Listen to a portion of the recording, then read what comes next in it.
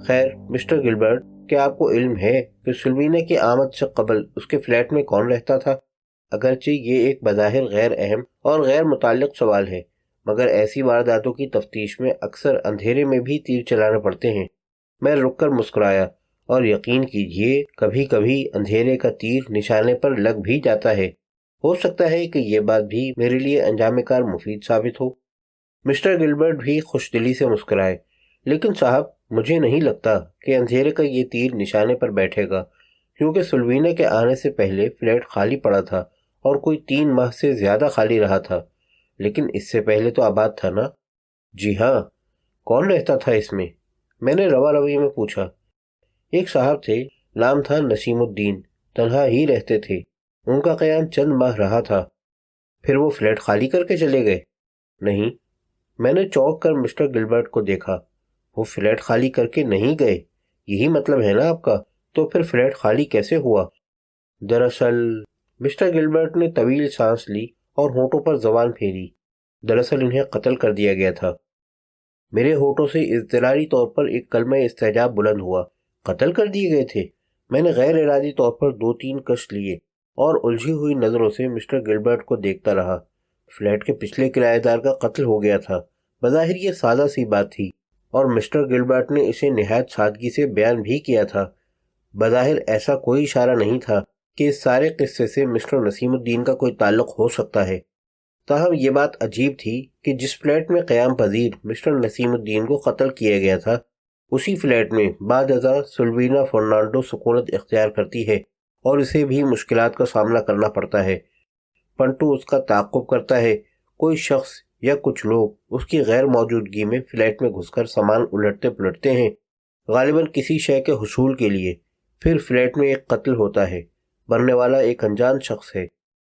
بظاہر یہ سارے واقعات بکھری ہوئی کڑیوں کی مانند ہیں جن میں کوئی ربط نظر نہیں آتا۔ لیکن کیا واقعی ایسا ہے؟ کیا واقعی ان میں کوئی ربط و تعلق نہیں ہے؟ میرے ذہن کے کسی دور دراز مقام پر ایک گھنٹی سی بج رہی تھی۔ کہیں کوئی ایسی بات ضرور ہے جو مجھے نہیں معلوم ہے، مگر وہ کیا بات ہے؟ میں نے تفکر آمیز نظروں سے مسٹر گلبرٹ کو دیکھا اور ایک اور کش لیا۔ مسٹر گلبرٹ، آخرکار میں نے لب کھولے، یہ بات بڑی دلچسپ ہے۔ ہو سکتا ہے کسی نہ کسی پہلو سے اہم بھی ہو۔ کیا آپ کو علم ہے کہ نسیم الدین کا قتل کہاں اور کیوں کر ہوا تھا؟ مجھے زیادہ علم نہیں، مسٹر گلبرٹ نے ذہن پر زور دیتے ہوئے کہا۔ صرف اتنا معلوم ہے کہ ایک دن وہ باہر گئے تو واپس نہیں آئے۔ دوسرے دن پولیس تفتیش کے لیے یہاں آئی، تب مجھے علم ہوا ان کا قتل سول لائن کے علاقے میں ہوا تھا۔ ان کی لاش سول لائن پارک کے پیچھے گھنی جھاڑیوں کے قریب پائی گئی تھی، اور جہاں تک مجھے یاد پڑتا ہے انہیں گولی مار کر ہلاک کیا گیا تھا۔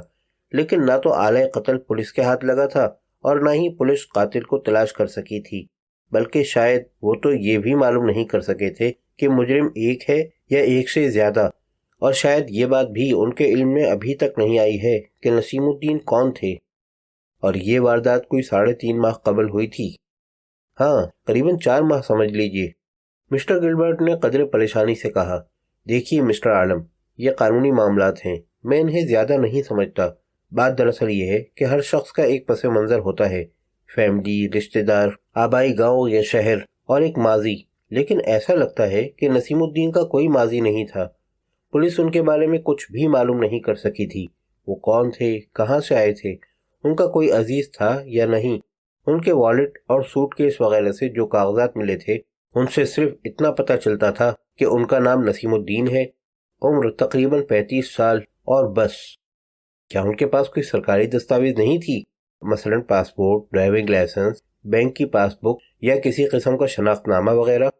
میرے تجسس میں بتدریج اضافہ ہو رہا تھا۔ نہیں، کچھ بھی نہیں، حتیٰ کہ کسی قسم کی کوئی چٹھی وغیرہ بھی نہیں تھی۔ لیکن آپ کو ان سب باتوں کا علم کیسے ہوا؟ پولیس نے تفتیش کے دوران اس نوعیت کے سوالات بار بار کیے تھے۔ میں نسیم الدین کو کب سے جانتا ہوں، وہ کون تھے، کہاں سے آئے تھے، ان کی سرگرمیاں کیا تھیں، وغیرہ وغیرہ۔ لیکن میں پولیس کو کیا بتاتا؟ مجھے تو خود بھی علم نہیں تھا۔ اگر آپ سول لائن پولیس اسٹیشن کے انسپیکٹر قادر سے رابطہ کریں تو مجھے یقین ہے کہ آپ کو زیادہ معلومات حاصل ہو سکیں گی۔ میں ضرور جاؤں گا، انسپیکٹر قادر میرا دوست ہے، وہ میری مدد ضرور کرے گا، میں نے کہا۔ لیکن بہتر ہوگا کہ آپ بھی مجھے کچھ معلومات فراہم کریں۔ آپ کہہ رہے ہیں کہ نسیم الدین اس عمارت میں چند ماہ مقیم رہے، آپ کے پڑوسی تھے وہ، یقیناً آپ سے ملاقات ہوتی ہوگی۔ کیا آپ نے کبھی ان سے ان کے بارے میں استفسار نہیں کیا؟ وہ کون ہیں، کہاں سے آئے ہیں، پہلے کہاں رہتے تھے، وغیرہ وغیرہ؟ مسٹر گلبرٹ نے سوچتے ہوئے جواب دیا، آپ ٹھیک کہتے ہیں، میری ملاقات ہوتی تھی مگر کم کم، اور میں نے ان سے ذاتی قسم کے سوالات ذرا دوستانہ انداز میں اکثر کیے تھے۔ انہوں نے ایک بار ایک گاؤں کا نام لیا تھا جہاں کے وہ رہنے والے تھے، اور ان کے بیان کے مطابق ان کے چند عزیز اب بھی وہاں سکونت رکھتے تھے۔ میں نے اس گاؤں کا نام پولیس کو بتا دیا تھا، لیکن جب تحقیقات کی گئیں تو پتہ چلا کہ نسیم الدین کا بیان جھوٹ کا پلندہ تھا۔ اس گاؤں میں نسیم الدین کے نام سے کوئی بھی واقف نہیں تھا۔ یہ تو واقعی بڑی دلچسپ کہانی ہے، میں نے کہا۔ اس سے پتہ چلتا ہے کہ نسیم الدین اپنی شناخت کو چھپانا چاہتے تھے، اور اس کا سبب بھی کچھ نہ کچھ ضرور رہا ہوگا۔ میں نے رک کر ذرا غور کیا، پھر پوچھا، ویسے ہی نسیم الدین کس قسم کے آدمی تھے؟ کیا سرگرمیاں تھیں ان کی؟ مسٹر گلبرٹ نے ایک بار پھر یادداشت کو کلیدا۔ نسیم الدین کم گو اور کافی گوشہ نشین قسم کے آدمی تھے، بیشتر وقت فلیٹ میں ہی رہتے تھے، باہر جاتے تھے لیکن بہت کم۔ ایسا لگتا ہے کہ اس شہر میں ان کے شناسہ یا تو تھے نہیں یا برائے نام تھے۔ آپ کا مطلب ہے کہ نہ وہ خود کسی سے ملنے جاتے تھے اور نہ ہی کوئی ان سے ملاقات کے لیے آتا تھا؟ وہ کسی سے ملنے جاتے تھے یا نہیں اس بارے میں کچھ نہیں کہہ سکتا، مگر میرے علم و اطلاع کے مطابق ان سے ملنے کبھی کوئی نہیں آتا تھا۔ یہ تو نہایت عجیب اور دلچسپ بات ہے۔ ہر شخص کے کچھ نہ کچھ ملنے والے تو ہوتے ہی ہیں، میں نے تبصرہ کیا۔ پھر پوچھا، اور غالباً وہ کوئی کام بھی نہیں کرتے تھے؟ نہیں، لیکن ان کا کہنا تھا کہ وہ ملازمت تلاش کر رہے ہیں۔ میں کچھ دیر چپ رہا اور سوچتا رہا۔ یہ اطلاعات کافی پراسرار اور دلچسپ تھیں۔ سلوینا کی آمد سے قبل اس کے فلیٹ میں ایک ایسا شخص مقیم تھا جس کی شخصیت ایک معمہ تھی۔ وہ کون تھا اور کہاں سے آیا تھا؟ پولیس اس کے بارے میں کچھ نہیں معلوم کر پائی تھی۔ وہ فلیٹ سے باہر بہت کم جاتا تھا۔ اس کا کوئی دوست یا شناسہ بھی نہیں تھا۔ اس کے پاس کوئی ایسی دستاویز بھی نہیں تھی جس سے اس کی ذات پر کچھ روشنی پڑتی۔ دوسرے الفاظ میں وہ مکمل طور پر گمنام تھا، یعنی تھا پھر بھی نہیں تھا۔ پھر ایک دن اسے قتل کر دیا گیا اور پولیس اس کے قاتل یا قاتلوں کو تلاش کرنے میں ناکام رہی۔ یہ ساری کہانی بے حد سنسنی خیز تھی، لیکن سوال یہ ہے کہ وہ اپنی ذات کو اگر چھپا رہا تھا تو کیوں؟ نیز یہ کہ اس کا کوئی تعلق سلوینا کے معاملے سے ہے یا نہیں۔ فرض کرو ہے تو کیا ہے؟ میں چند لمحے غور کرتا رہا، پھر ایک اور سگریٹ سلگائی۔ مسٹر گلبرٹ، یہ اطلاعات جو آپ نے فراہم کی بہت دلچسپ اور سنسنی خیز ہیں، لیکن یہ کہنا مشکل ہے کہ یہ میرے لیے کارآمد ہوں گی یا نہیں۔ بہرحال آپ کا شکریہ۔ جانے سے پہلے میں 2 سوال اور کرنا چاہتا ہوں۔ اول یہ کہ یہ جو مسٹر نسیم الدین تھے ان کا حلیہ کیا تھا؟ قد کاٹ، صورت شکل وغیرہ؟ Mister Gilbert مسکرائے۔ درمیانہ قد تھا اور جسمانی طور پر مضبوط، گھنی داڑھی تھی، آنکھوں پر سرمئی شیشوں کا چشمہ ہر وقت لگائے رہتے تھے، اور سر پر ایک سیاہ گول ٹوپی بھی ہر وقت نظر آتی تھی۔ ان کے بائیں پاؤں میں کوئی نقص تھا، اس بنا پر تھوڑا سا لنگڑا کر چلتے تھے۔ بہت خوب، میں نے کہا۔ اب دوسرا سوال، مسٹر نسیم الدین کے پاس کچھ نہ کچھ سامان بھی رہا ہوگا، وہ سامان اب کہاں ہے؟ مسٹر گلبرٹ نے سیدھے ہاتھ کی انگلی سے کنپٹی سہلائی۔ نسیم الدین کے پاس کچھ زیادہ سامان نہیں تھا، غالباً ایک چھوٹا سا سوٹ کیس، 2 بیگ اور چند کپڑے اور متفرقات۔ وہ سارا سامان پولیس نے اپنی تحویل میں لے لیا تھا، اور ہو سکتا ہے کہ اب بھی انہی کے پاس ہو۔ شکریہ مسٹر گلبرٹ۔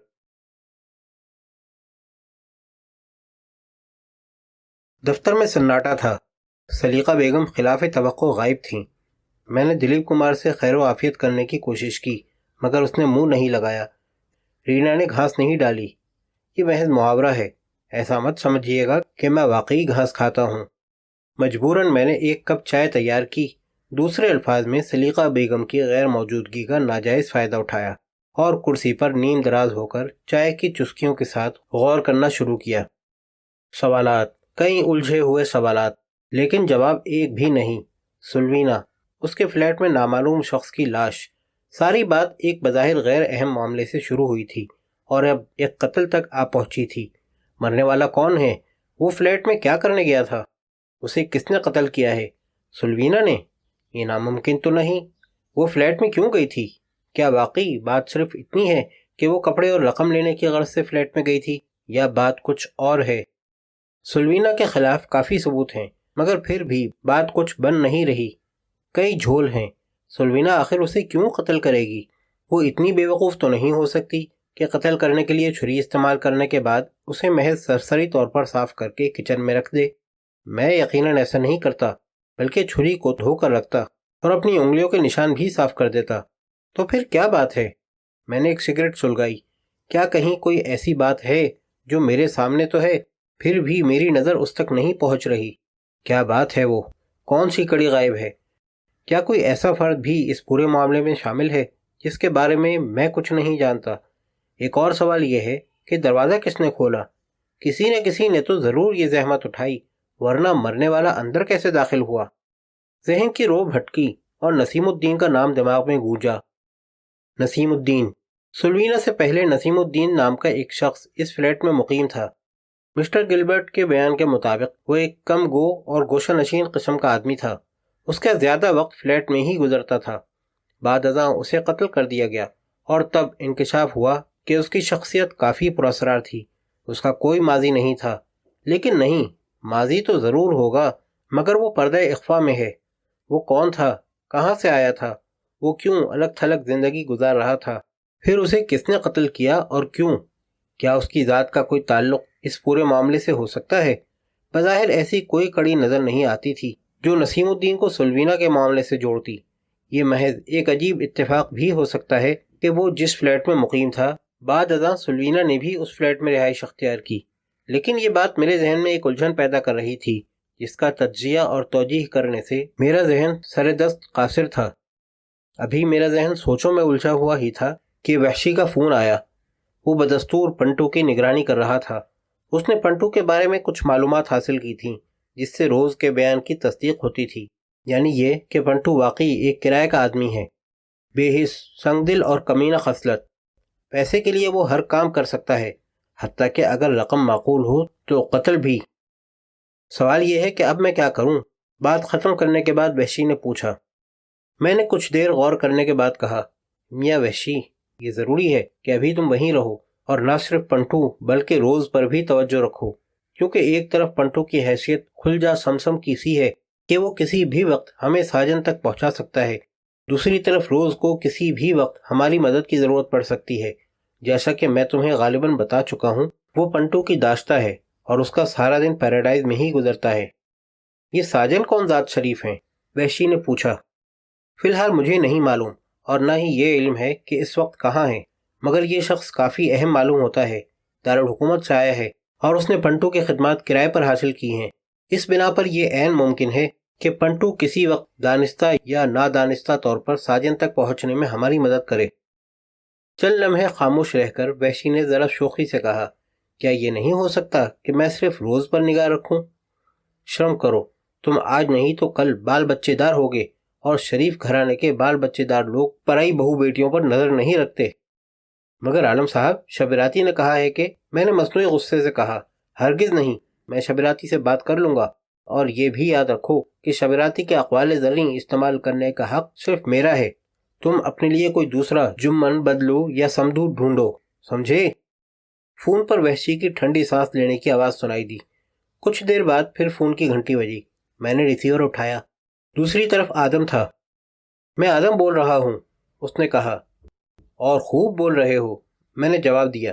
جب تمہاری آواز سنتا ہوں تو فضائیں مہک اٹھتی ہیں، ہوائیں اٹکھیلیاں کرتی ہیں، پھول مسکراتے ہیں اور دل باغ باغ ہو جاتا ہے۔ خدا تمہارے حسن کلام میں اور بھی اضافہ کرے۔ مگر عالم صاحب، اچھا بولنے والے کو ایک باذوق سامع کی بھی ضرورت ہوتی ہے، آدم نے کہا۔ میں ہمتاً خرگ نہیں، گوش ہوں۔ چند لمحے سکوت رہا، پھر آدم کی آواز ابھری۔ عالم صاحب، میں نے اچھی خاصی معلومات حاصل کر لی ہیں، لیکن یہ کتنی مفید اور کارآمد ثابت ہوں گی ابھی کچھ کہنا مشکل ہے۔ بہرحال سنیے، یہاں مرکنٹائل بینک کی ایک شاخ ہے۔ کوئی 1.5 سال کا عرصہ ہوا اس برانچ میں ڈاکہ پڑا تھا۔ 4 افراد عمارت میں داخل ہوئے تھے۔ پولیس سے جو معلومات مجھے حاصل ہوئی ہیں ان کے مطابق چاروں افراد نے اپنے چہروں پر نقاب چڑھا رکھے تھے۔ بینک کے عملے نے مزاحمت کی تھوڑی بہت کوشش کی تھی اور نتیجے کے طور پر ایک کیشیئر ہلاک ہوا تھا، لیکن مرنے سے پہلے اس نے اطلاعی گھنٹی کا بٹن دبا دیا تھا۔ چنانچہ پولیس موقع پر پہنچی۔ اس وقت ڈکیت رقم کا تھیلا لے کر عمارت سے باہر نکل رہے تھے۔ پولیس نے انہیں گھیرنے کی کوشش کی۔ دونوں طرف سے باقاعدہ فائرنگ ہوئی۔ اس فائرنگ میں ایک سپاہی زخمی ہوا، ایک ڈاکو مارا گیا اور ایک ڈاکو زخمی ہو کر گرفتار ہوا۔ بقیہ 2 مجرم تھیلے سمیت فرار ہونے میں کامیاب ہو گئے۔ پولیس کا یہ بھی خیال ہے کہ مجرم در حقیقت 4 نہیں 5 تھے۔ 4 عمارت میں داخل ہوئے تھے جبکہ 5واں قریبی سڑک پر کار کے ساتھ موجود تھا۔ تاہم پولیس یہ بات یقین سے نہیں کہہ سکتی کہ فرار ہونے والے دونوں مجرم کار میں ہی بھاگے تھے۔ دراصل جس علاقے میں بینک کی شاخ ہے وہاں پتلی پتلی آڑی ترچھی گلیاں کافی ہیں، چنانچہ یہ ہو سکتا ہے کہ دونوں مجرم الگ الگ راستوں سے فرار ہوئے ہوں اور کار والا کسی اور راستے سے گیا ہو۔ نیز یہ بھی ممکن ہے کہ ایک مجرم کار ڈرائیور کے ساتھ گیا ہو اور دوسرا تنہا گلیوں میں ہوتا ہوا فرار ہوا ہو۔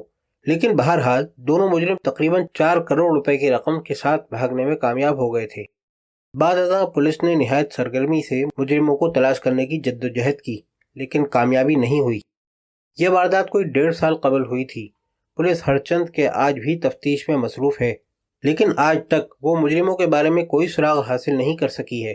پتہ نہیں انہیں زمین کھا گئی یا آسمان نگل گیا۔ یہ بھی ہو سکتا ہے کہ وہ ملک سے فرار ہونے میں کامیاب ہو گئے ہوں۔ بہرحال جو بھی صورت ہو، پولیس ان کے بارے میں آج بھی اندھیرے میں ہے، لیکن اسے بہرحال یہ علم ہے کہ مجرم کون تھے۔ جو 4 مجرم بینک میں داخل ہوئے تھے ان کے نام بالترتیب پیٹر، چارلی، ڈی سوزا اور حیدر تھے۔ ان میں حیدر تو پولیس کے ہاتھوں مقابلے کے دوران ہی مارا گیا تھا۔ ڈی سوزا زخمی حالت میں گرفتار ہوا تھا اور کچھ عرصے بعد جیل میں اس کا انتقال ہوا، جبکہ چارلی اور پیٹر فرار ہونے میں کامیاب ہو گئے تھے، اور یہ معلومات غالباً پولیس کو ڈی سوزا سے حاصل ہوئی ہوں گی۔ جی ہاں، مگر سرسری طور پر، کیونکہ ڈی سوزا نے ان سے پورا تعاون کبھی بھی نہیں کیا۔ اس نے یہ تو تسلیم کر لیا تھا کہ پیٹر، چارلی اور حیدر اس کے ساتھ واردات میں شامل تھے، لیکن کچھ اور بتانے سے انکار کر دیا تھا۔ پولیس نے 5ویں فرد کے بارے میں پوچھا تھا تو اس نے کہا تھا کہ وہ اس کے بارے میں کچھ نہیں جانتا۔ اس کا کہنا تھا کہ ڈکیتی کا پورا منصوبہ حیدر نے بنایا تھا۔ ہو سکتا ہے حیدر نے کسی کار اور ڈرائیور کا بندوبست بھی کیا ہو، مگر اسے علم نہیں، کیونکہ اس کے بیان کے مطابق اسے منصوبے میں آخری لمحوں میں شامل کیا گیا تھا، لہذا کئی باتوں سے وہ واقف نہیں۔ اور ڈی سوزا کا انتقال کیوں اور کیسے ہوا تھا؟ میں نے سوال کیا۔ دراصل مقابلے کے دوران وہ بری طرح زخمی ہوا تھا۔ ڈاکٹروں نے اس کی جان تو بچا لی تھی، مگر وہ پوری طرح صحت مند کبھی بھی نہیں ہو سکا۔ بیماریاں اسے گھیرے رہتی تھیں، حتیٰ کہ کچھ ماہ بعد وہ جیل میں ہی مر گیا۔ اور رقم؟ کیا پولیس کو بھی رقم کے بارے میں کچھ معلوم نہیں ہو سکا؟ میں سمجھ گیا آپ کا کیا مطلب ہے، لیکن مشکل یہ ہے کہ جو نوٹ بینک سے لوٹے گئے تھے ان کی بڑی تعداد پرانے، استعمال شدہ اور چھوٹے بڑے نوٹوں پر مشتمل تھی۔ سیریل نمبر کا حصول ناممکن تھا، چنانچہ وہ نوٹ اگر بازار میں چلائے گئے ہو تو بھی پولیس ان کے بارے میں نہیں جان سکتی۔ میں نے کہا اور چند لمحے غور کیا، پھر سوال کیا، پولیس ان چاروں کے بارے میں اور کیا جانتی ہے؟ کافی کچھ جانتی ہے، کیونکہ یہ چاروں ہی ایک لحاظ سے پیشہ ور مجرم تھے۔ ان کے نام پولیس کے ریکارڈ میں کئی سالوں سے درج تھے۔ ان میں ڈی سوزا اور حیدر تو سزا یافتہ بھی تھے، جبکہ پیٹر اور چارلی پر بھی 2-1 بار مقدمے چلے تھے، مگر وہ سزا سے بچ گئے تھے۔ پولیس کے پاس ان لوگوں کی پرانی تصاویر بھی ہیں اور حلیوں کی تفصیل بھی، جو یقیناً اچھی خاصی دلچسپ ہوگی۔ جی ہاں، میں نے پیٹر اور چارلی کی تصاویر حاصل کر لی ہیں اور ان کے حلیوں کی تفصیل بھی، جو مختصراً اس طرح ہے۔ آدم ایک لمحے کے لیے رکا، پھر بولا، پیٹر، عمر 40 سال کے آس پاس، وزن 150 پاؤنڈ کے قریب، قد 5 فٹ 7 انچ، دائیں کان کی لو تھوڑی سی کٹی ہوئی۔ چارلی، درمیانہ قد، گٹھا ہوا بدن، پیٹر کا تقریباً ہم عمر، چھوٹے بال رکھنے کا شوقین تھا، ٹھوری پر عین درمیان میں ایک تل۔ یہ دونوں ہی دیسی عیسائی ہیں۔ آدم نے بات ختم کی۔ دلچسپ، میں نے روا روی میں کہا، مگر یار آدم، اگرچہ میرا خیال یہ ہے کہ میں اچھا خاصا سمجھدار آدمی ہوں، اور شبیراتی نے بھی اکثر میرے فہم و فراست کی تصدیق کی ہے، لیکن میں یہ سمجھنے سے قاصر ہوں کہ اس سارے قصے سے سلوینا کے معاملے کا کیا تعلق ہے۔ آدم کے زور سے سانس لینے کی آواز سنائی دی۔ تعلق ہو بھی سکتا ہے اور نہیں بھی، یا یوں کہیے کہ تعلق تو ہے، لیکن اس تعلق کی کوئی اہمیت ہے یا نہیں، اس بارے میں کچھ کہنا مشکل ہے۔ بہرحال یہ جو آپ کی سلوینا فرنانڈو ہیں، یہ چند سال پہلے ڈی سوزا کے کافی قریب تھیں۔ بعض لوگ ان کے تعلقات کو محض دوستانہ مراسم بتاتے ہیں، جبکہ چند ایک افراد نے جن سے میں نے گفتگو کی یہ خیال بھی ظاہر کیا کہ مراسم محض دوستانہ نہیں تھے، بلکہ دونوں شادی کرنے کا ارادہ رکھتے تھے۔